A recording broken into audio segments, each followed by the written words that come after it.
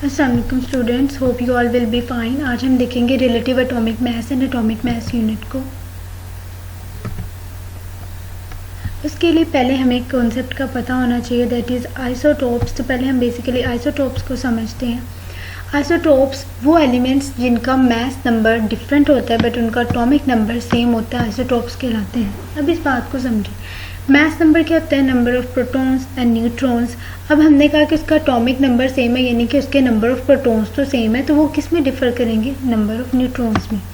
तो ऐसे एलिमेंट्स जो कि नंबर ऑफ न्यूट्रॉन्स में डिफर करते हैं वो हमारे पास आइसोटोप्स कहलाते हैं।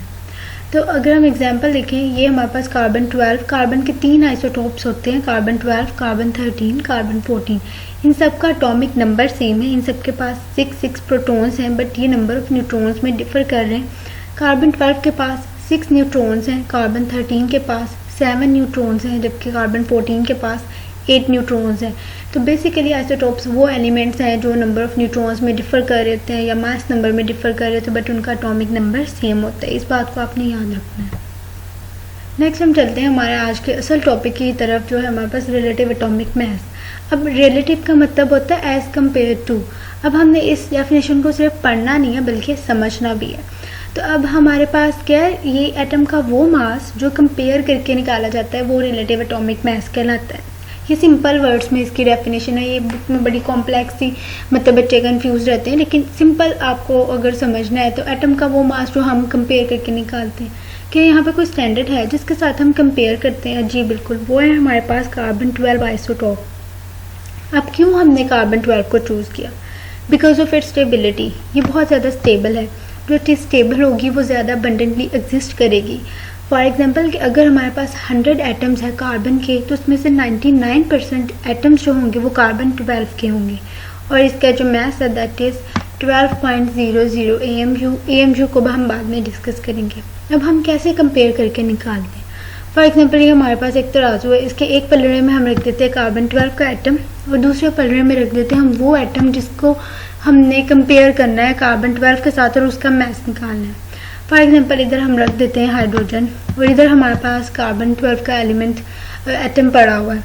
तो ठीक है, तो हमें पता चलेगा जो हाइड्रोजन है इसका जो मास है वो 12 टाइम्स कम है कार्बन से। तो सिचुएशन कुछ यूँ हो जाएगी, 1/12 है हमारे पास हाइड्रोजन का मास, यानी कि 1/12 टाइम्स है कार्बन के मास से, और कार्बन का कितना है 12, हम उसको कंपेयर मल्टीप्लाई करेंगे और ये कट जाएगा, और हमारे पास हाइड्रोजन का कितना आ जाएगा 1। तो इसी तरह हम मुख्तलिफ एटम्स का मास कंपेयर करके ही निकालते हैं। या फॉर एग्जांपल हम यहाँ पे ऑक्सीजन रख देते और फिर हम देखते कि वो कितना कार्बन 12 से हैवी है या लाइटर है, कितना वो वज़न में ज़्यादा है या वज़न में कम है। इसी तरह मैग्नीशियम रख सकते हैं। इसी तरह हम डिफरेंट एटम्स को रख कर कैलकुलेट करते हैं उनका मास कार्बन 12 के साथ कंपेयर करके, तो हमारे पास उनका रिलेटिव एटॉमिक मास आ जाता है। और इसका यूनिट क्या होता है? That is 1 AMU। ये इसका यूनिट है, वो जो कि इक्वल है 1.66 × 10⁻24 ग्राम्स। 24 ग्राम्स। अब ये कैसे होता है? ये हमारे पास होता है 1/12 of the mass of the carbon atom. तो ये हमारे पास इसका यूनिट आ जाता है। Thank you so much for watching. Like, share and subscribe my channel.